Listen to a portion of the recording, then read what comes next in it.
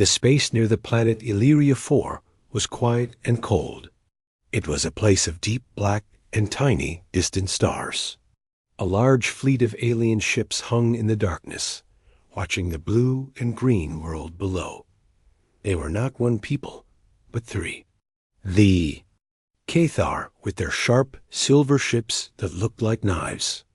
The Velm, whose vessels were smooth and glowed with a soft blue light. And the Silix, who built their ships in rings and spheres. Together, they formed the main force of the Allied Galactic Council for this sector. They were powerful. They were confident. On the small AGC orbital outpost called Guardian, Commandant Ro J. Huan sat in his chair on the command bridge. He was a man in his 50s, with short black hair that was turning gray at the sides. His face was calm, but his eyes were always moving, watching the many screens in front of him. He had been a soldier for a long time. He had seen border fights and tense standoffs. This situation with Illyria 4 felt familiar. The aliens wanted the planet for its rare minerals. As small human colonies on the surface wanted to keep their homes.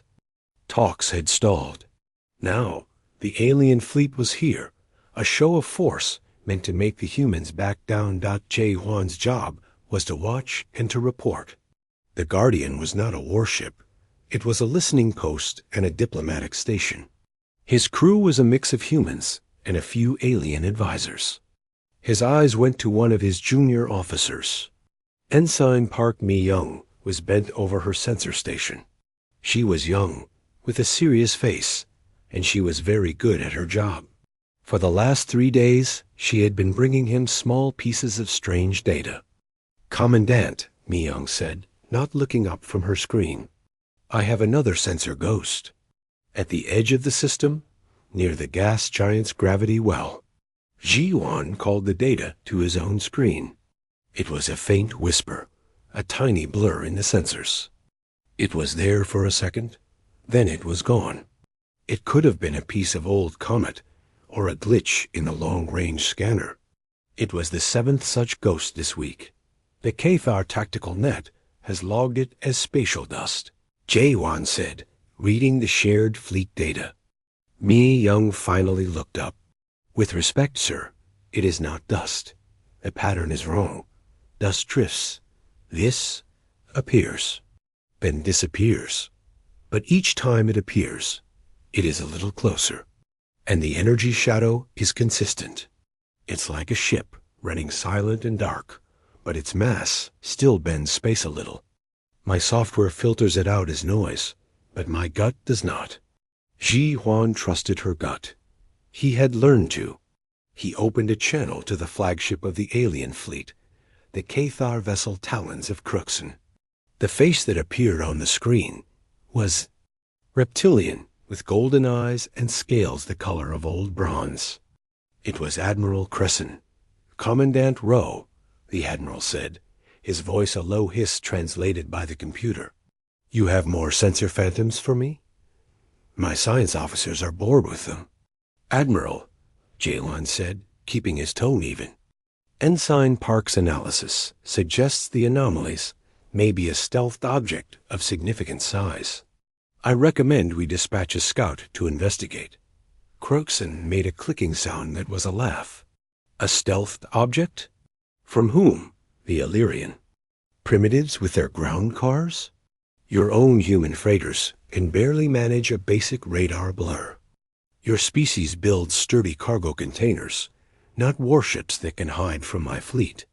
Do not let fear cloud your judgment, Commandant. The ghosts are debris, nothing more." The screen went dark. Ji-Wan sighed. This was the common view. Humanity was seen as a useful but minor species. Good at building things, good at trading, peaceful to a fault. The galaxy had seen human colony ships and passenger liners and bulky freighters. They were slow, obvious, and lightly armed, if armed at all. The great empires like the Cathar had warships that could tear such vessels apart in seconds. They had energy shields and plasma cannons. What did humans have? steel walls, and simple kinetic guns. The aliens pitied human technology. They saw no threat in it.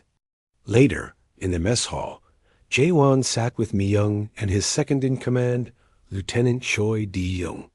Ju-jung was a practical man, focused on engineering and facts. The admiral is probably right, sir, Dae-young said, stirring his soup.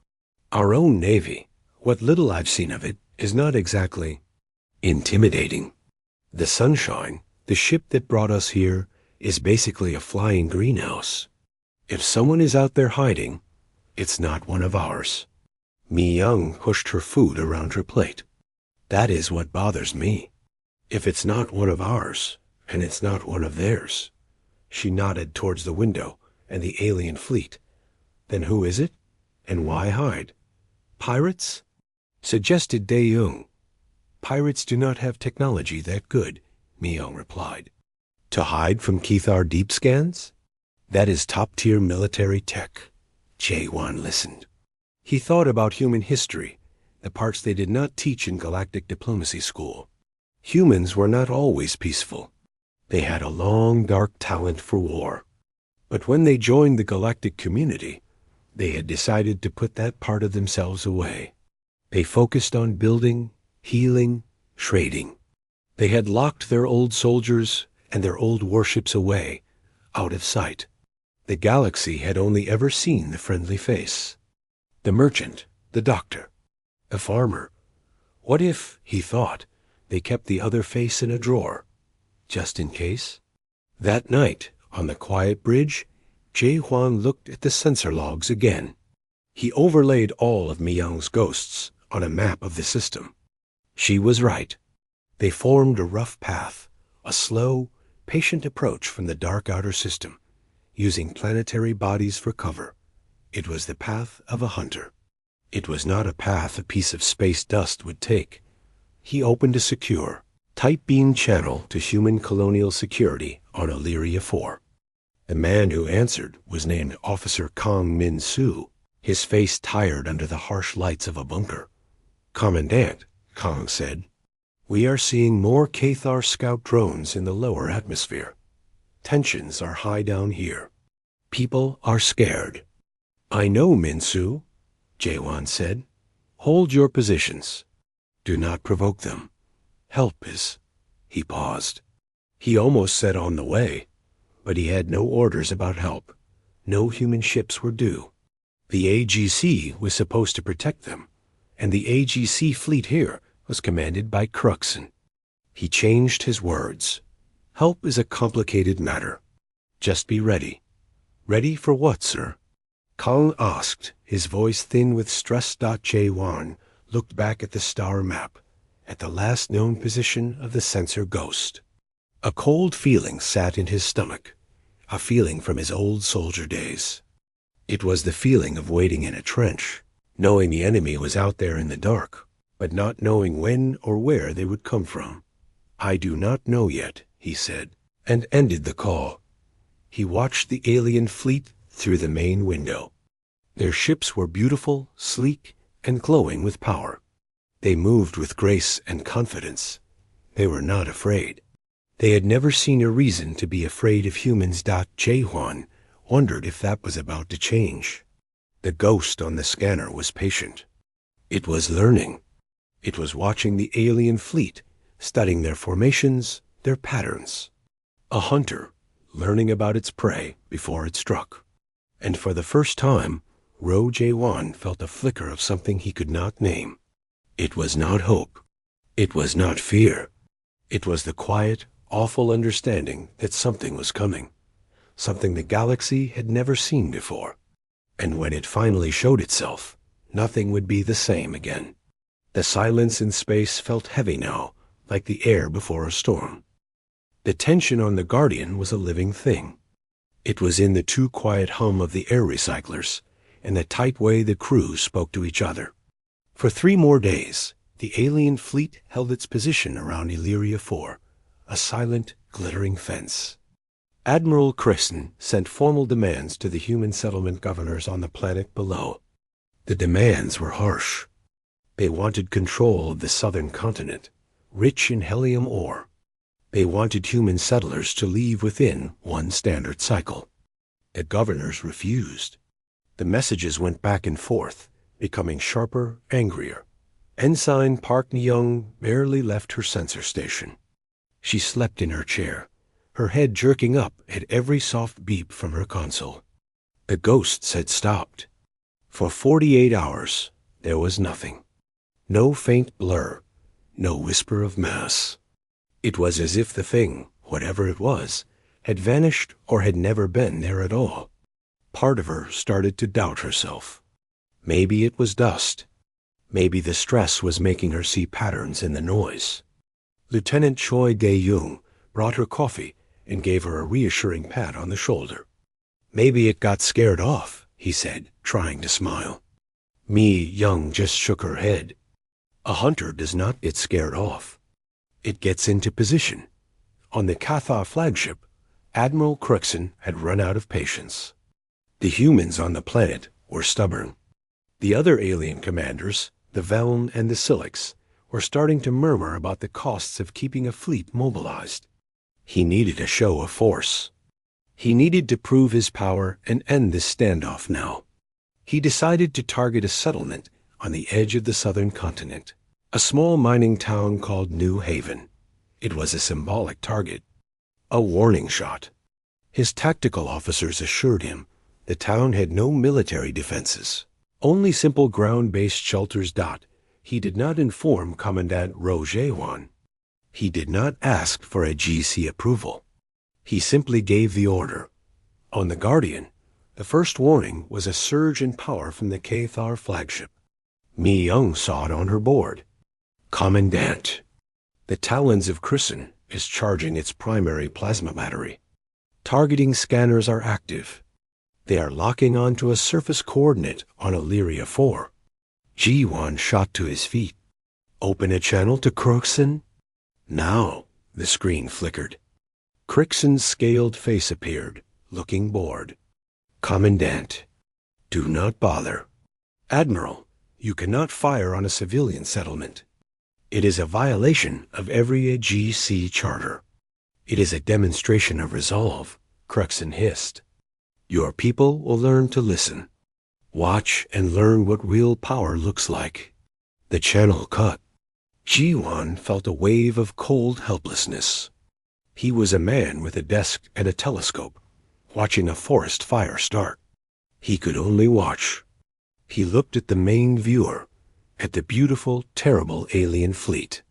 He saw the forward spines of the Cathar ship glow, a brighter and brighter orange as energy gathered. Down on the planet in New Haven, people would be looking up, seeing that new, angry star in their sky, energy spike reaching critical.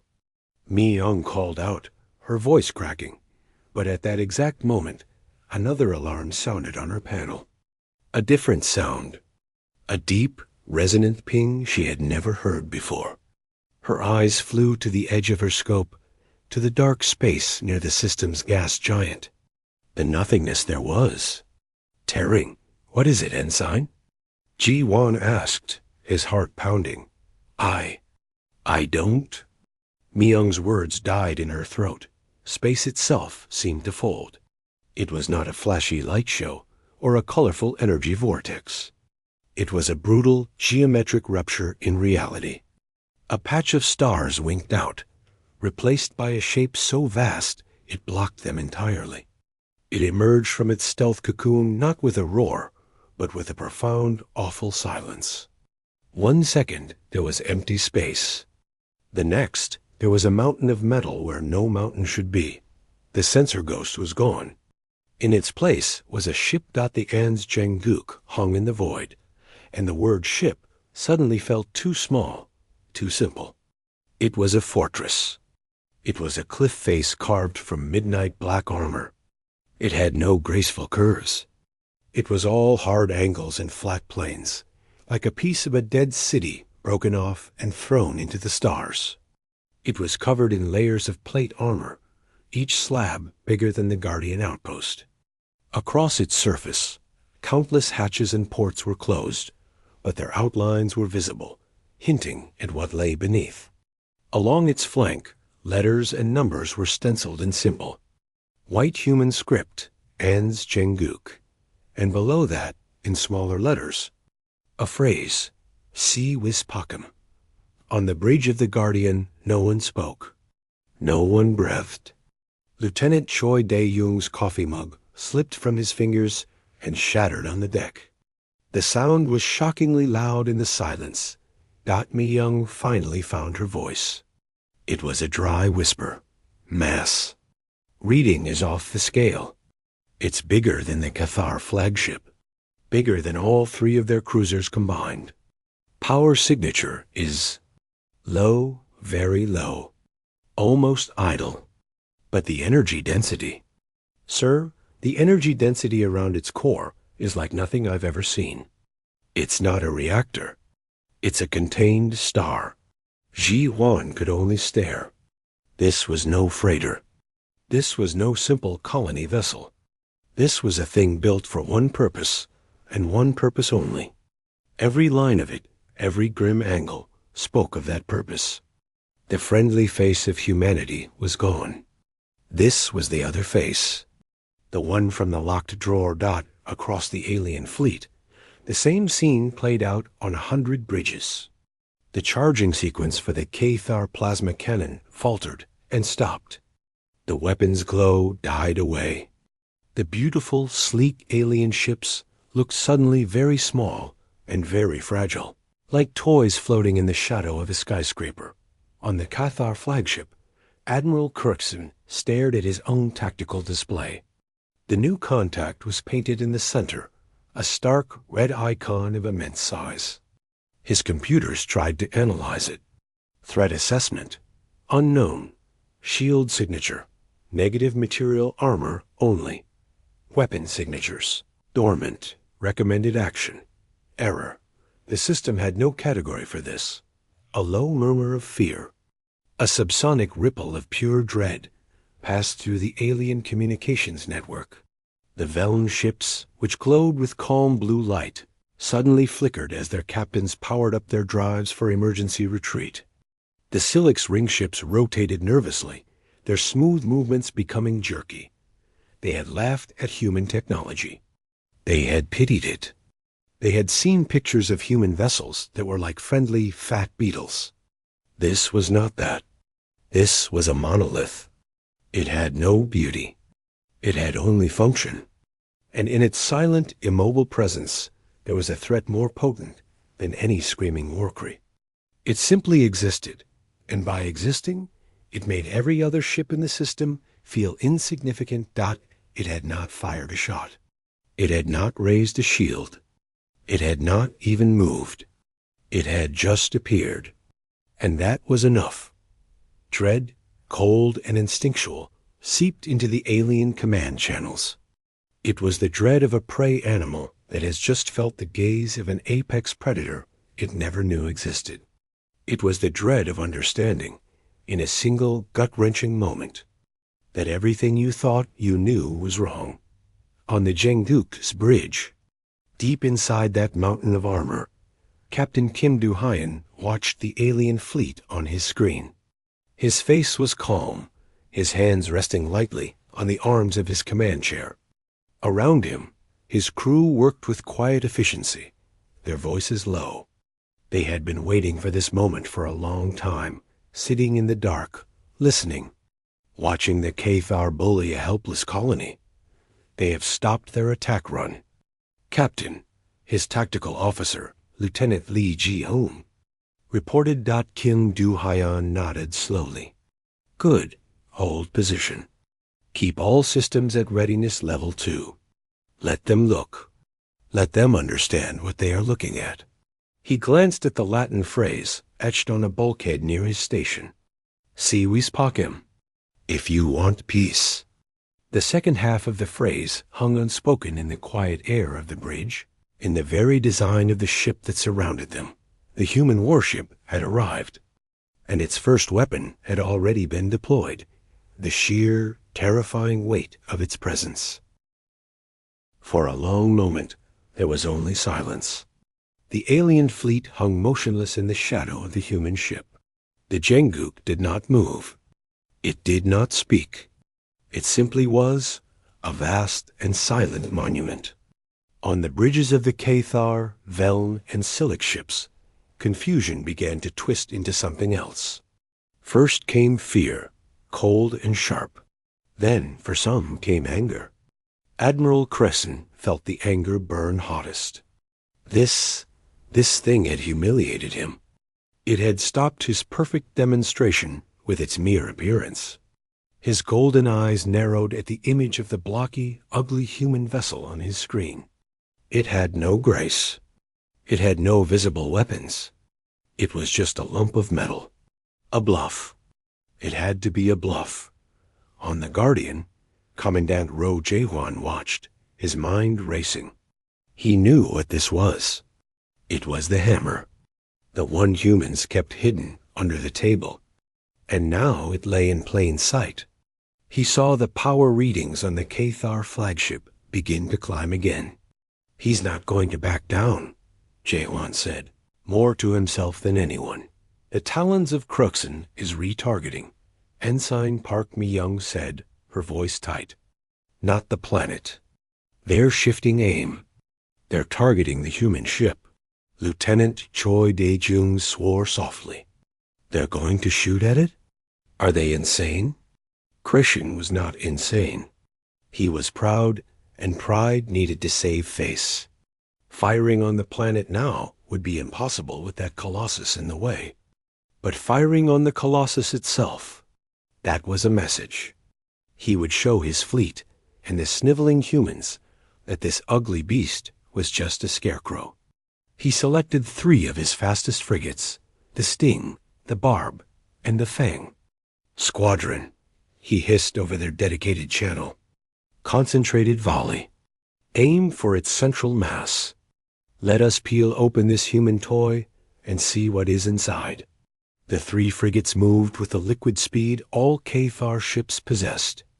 They fanned out, their sleek forms like silver fish darting through dark water. Their forward plasma cannons glowed, building charge. The sight was beautiful and deadly, a ballet of precise, proven power. On the bridge of the Jenguk, Captain Kim Do-hyun watched the 3 red icons separate from the main fleet on his tactical plot. A small, almost sad smile touched his lips. They want to test the armor, he said quietly. Plasma signatures detected. They are firing, reported Lieutenant Lee Ji-hoon from the tactical station. His voice was calm, as if reporting the weather. On the main viewer, the 3 Cathar frigates unleashed their fury. 3 lances of incandescent orange plasma, hotter than a star's heart, streaked across the void. They were dazzling, leaving fading trails of light. They flew in perfect unison towards the broad, flat side of the Jenguk. It was a textbook attack, powerful enough to melt through the hull of any known battleship. The human warship did not move. It did not activate an energy shield in a flash of blue light. It did not return fire. Instead, from 100 small, hexagonal ports scattered across its armored skin, silent flashes erupted. They were not the bright beams of energy weapons. They were brief, white puffs of gas, almost too fast to see. From each puff, a shape too small to resolve at this distance shot out. They were tungsten rods, each the size of a ground car, accelerated to a fraction of the speed of light by magnetic rails hidden. Beneath those ports, the cloud of slugs met the 3 plasma bolts in the middle of empty space. There was no grand explosion. Each brilliant lance of plasma simply disintegrated, hit by a precise storm of hypervelocity metal. The plasma burst into harmless, fading clouds of sparking gas. Like fireworks hitting an invisible wall, the silence that followed was deeper than before. The entire engagement, from the Cathar volley to its negation, had taken less than 2 seconds. The Jenguk had not even acknowledged it as an attack. It had been more like brushing away a few irritating flies. On the Guardian, Ensign Mi-young was replaying the sensor data, her hands trembling. Point defense grid. A localized, autonomous point defense grid. It tracked each plasma bolt independently and launched over 300 kinetic interceptors. A 100% kill rate. No shield expenditure. No primary weapon discharge. Choi Dae-yoon stared, his engineer's mind struggling with the numbers. The power required for that rate of fire. The targeting computers needed to calculate those intercepts in milliseconds. That's not defensive technology. That's an art form of war. Admiral Creyson felt his scales tighten against his skin. His tactical screen was screaming with alerts about the impossible volume of fire. His own point defense systems could maybe stop 1 or 2 missiles at a time. What he had just seen was a storm. A controlled, perfect storm. His 3 frigates, now suddenly looking very alone and very exposed, hung in space. They had fired their shot. The monster had not even flinched. Then the Janggook moved dot. It did not turn gracefully. Its main engines, colossal vents on its stern, glowed a deep, angry red. Then, with a burst of force that seemed to bend the space around it, the mountain moved. It was not fast like the darting frigates. It was fast like a continent shifting. In moments, it had placed itself directly between the alien fleet and the planet Illyria 4, its immense bulk now completely shielding the settlements below. Its maneuver was not an aggressive charge. It was a statement of possession. Asterisk, this is mine. You shall not touch it. Asterisk, a single tight beam transmission lanced out from the human ship. It was not broadcast widely. It was aimed precisely at the command centers of the 3 alien flagships and the AGC outpost Guardian. The voice that came through was clear, calm, and utterly devoid of any emotion. It was the voice of Captain Kim Do-hyun. This is Captain Kim Do-hyun of the Allied Earthship Janggook. You have fired upon a world under human protection. You have now fired upon my vessel. There was a pause, heavy and cold. Stand down. Power down your weapons and your drives. Do not make another hostile move. The message ended. There was no threat of what would happen next. There was no grandiose warning. There was just the command and the immense, silent ship that had delivered it, the dread that had gripped the alien fleet from the first moment of the Janggook's appearance now solidified into pure, chilling terror. This was not a warship that fought with bluster and bright lights. It fought with silence, precision, and overwhelming, effortless force. It had swatted their best attack away without effort. It had moved with shocking speed for its size, and it had not yet used a single one of what must be its main weapons. On the Cathar flagship, the officers looked to Admiral Creyson. His pride still burned, but it was now fighting a losing war against a deep, instinctual fear. He looked at his console. The human ship's weapon ports were still closed, but he could see them now, rows and rows of them, like the sealed cells of a hive. What horrors did they contain? He had come to bully a child. He had found, instead, a sleeping giant, now awake and looking down at him with calm, disappointed eyes. And for the first time in his long military life, Admiral Creyson felt true, undiluted dread. He had seen his first glimpse of a human warship, and he understood in his very bones that he had made a terrible, terrible mistake. The silence after Captain Kim's command was thick enough to feel. On the bridge of the Janggook, the crew worked with a quiet, focused rhythm. Lights glowed on consoles, and data streams flowed across screens. There was no panic, no shouting. This was a situation they had trained for in simulators 1,000 times. Lieutenant Lee Ji-hoon watched his tactical display, his fingers resting lightly above his controls. All alien vessels have ceased active targeting scans, he reported. Weapons are still hot, but not locked. The Veln flagship is requesting clarification from the Guardian. Captain Kin Duhayan nodded. Maintain our position. Keep all defensive grids active. Let them talk. On the AGC outpost Guardian, the talking had become a flood of noise. Commandant Ro Jihuan's communication console was lit up with priority channels from all three alien admirals. The Veln commander, a being of soft light and gentle voice named Ileana, was the first. Commandant Ro, what is the meaning of this? Is this an act of human aggression? Before he could answer, the Silex commander, whose translated name was Director Gron, broke in, his voice shrill with anxiety. That vessel's power signature is destabilizing our sensor suites. We demand it withdraws to a safe distance. Finally, the main channel from the Cathar flagship activated. Admiral Crixon's face filled the screen, but the arrogance was gone, replaced by a rigid, controlled anger. Commandant, you will order that thing to stand down immediately. It has pointed weapons at a peaceful AGC fleet. This is an outrage. Ji-Wan took a slow breath, centering himself. He was a diplomat in this moment, not a soldier. But the soldier in him felt a fierce, proud warmth at the sight of the Jengjuk on his viewer. Admiral Croxon, he said, his voice firm. Peaceful fleets do not charge plasma cannons and fire on civilian settlements.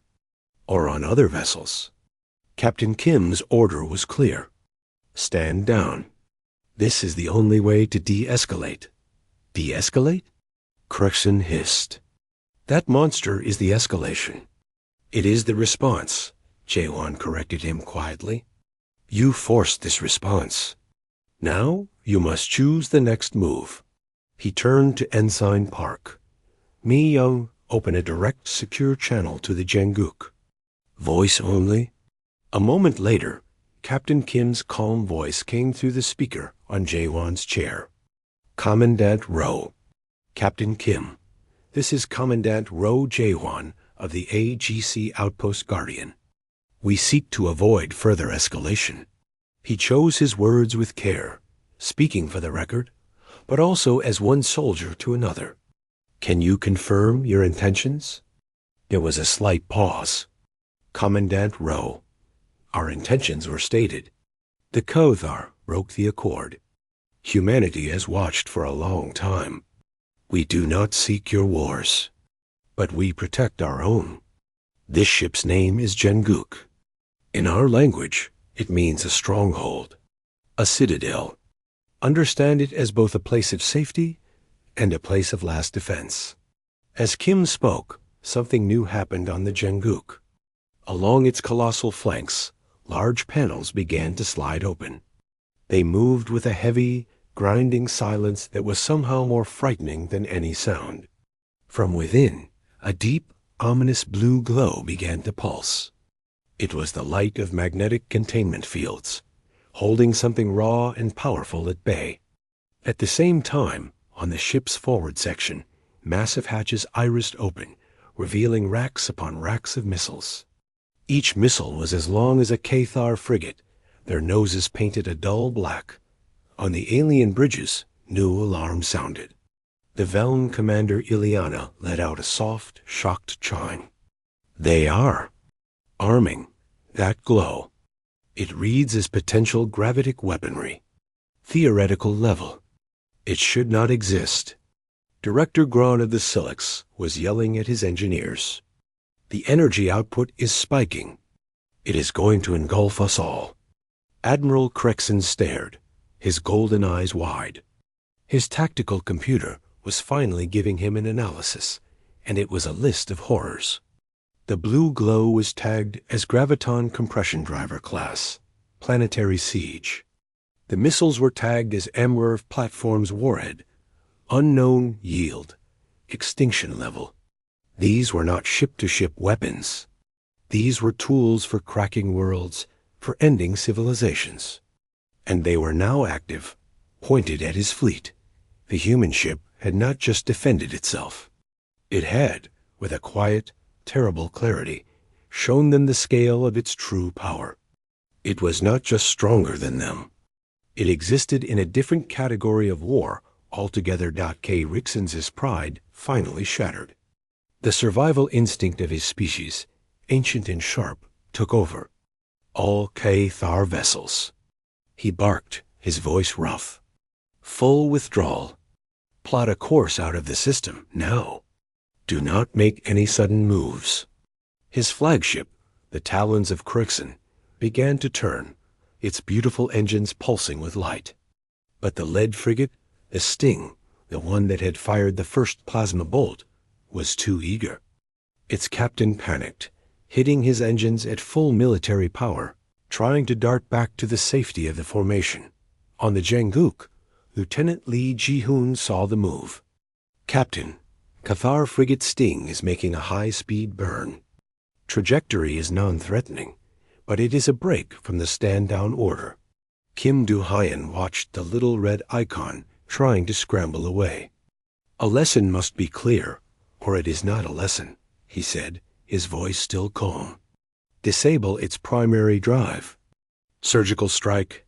Aye, Captain. A single, pencil-thin beam of coherent light, invisible to the naked eye, lanced out from a small turret on the Janguk's hull. There was no sound, no dramatic explosion. One moment, the Sting was accelerating. The next, its engine glow died completely. A cloud of vapor and debris puffed from its stern. The ship began to drift, powerless. Its systems were intact. Its crew was alive. But it could not run. The precision of the strike sent a new wave of cold through the alien fleet. They had not seen the weapon fire. They only saw its result.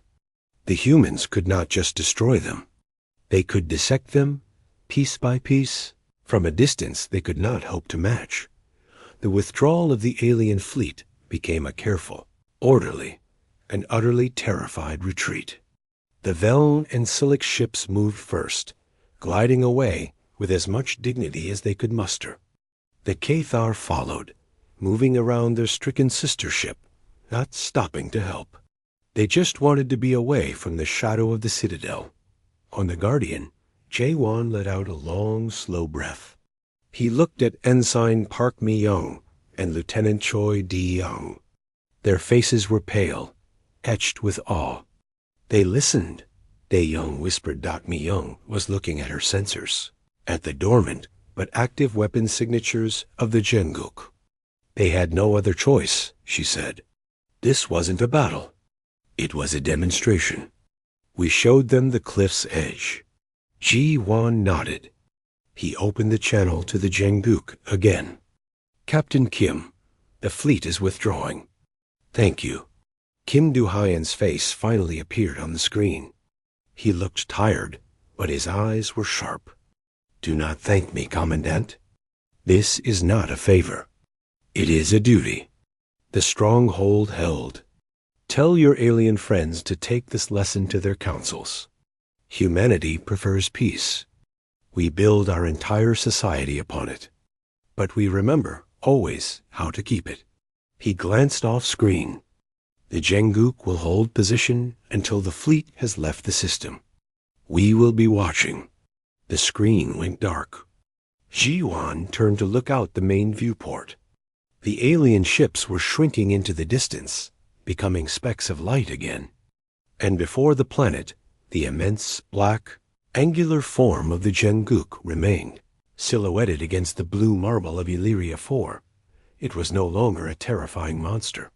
From this side, protecting them, it looked like exactly what its name meant. A stronghold. A silent, unbreakable wall between his people and the darkness. The first part was over. The dread had done its work. Now, a galaxy would have to learn what came next. The alien fleet did not simply retreat.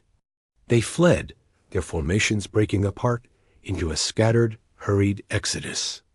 The neat lines of proud warships became a confused rush towards the system's jump points. The Veln ships, their usual soft blue glow flickering with stress, were the first to vanish into the shimmer of faster-than-light travel. The Silix followed, their ring ships spinning awkwardly in their haste. The Cathar came last, a wounded pride in their slow, careful movement. They collected their crippled frigate, the Sting, with tow lines, treating it not as a comrade, but as evidence of their failure. They did not look back. On the surface of Illyria 4, in the mining town of New Haven, people slowly emerged from their shelters. Officer Kong Min Su stood in the dusty street, his face tipped to the sky. The strange, menacing star that was the Cathar weapon was gone. In its place, the sky looked normal. The news had come through from the Guardian. A human ship. A warship. It had stopped them. He did not understand how, and he did not need to. He just felt the weak sunlight on his face and the solid ground under his boots, and he knew his home was safe. For the first time in weeks, the tight knot of fear in his chest began to loosen. On the AGC outpost Guardian, the mood was one of shell-shocked silence. The crew moved quietly, performing their tasks, but their eyes kept drifting to the main viewer. The human warship Jangjuk still hung there, a fixed point in the void. It had not moved since positioning itself as a shield. Its weapon ports were closed again. The terrible blue glow of its main cannons had faded. It was once more just a dark, silent shape. But no one could see it as just a shape anymore. Every line of it now spoke of contained power. Ensign Park Mi-young was replaying the sensor logs from the encounter. She studied the point defense engagement frame by frame, the sudden movement of the ship, the surgical laser strike. It was never a contest, she said softly to Lieutenant Choi Dae-young, who stood beside her. Their technology? It's not just better. It's different. We build ships to fight in wars. They built that to end wars before they start. Dae-young nodded, looking at the energy readings. They didn't use shields. They used armor and speed. They didn't use big energy beams. They used kinetics and precision. It's like they looked at how everyone else fights and decided to do the opposite. And it works. It works so well it's terrifying. Commandant Ro Jae-hwan sat in his chair, composing his official report. The words felt inadequate. How could he describe the feeling in the room when that ship appeared? How could he explain the cold, surgical way it had dismantled the aliens' will to fight without firing a single shot in anger?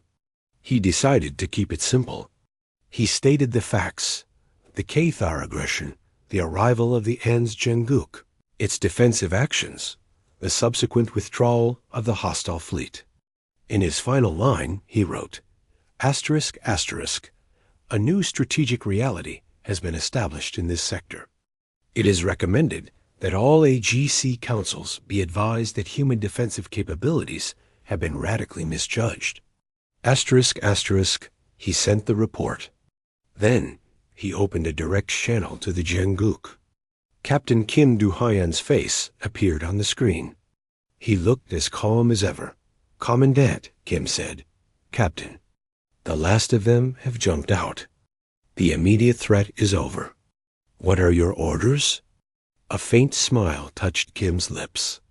My orders are to ensure the safety of Illyria 4 until local defenses can be reassessed.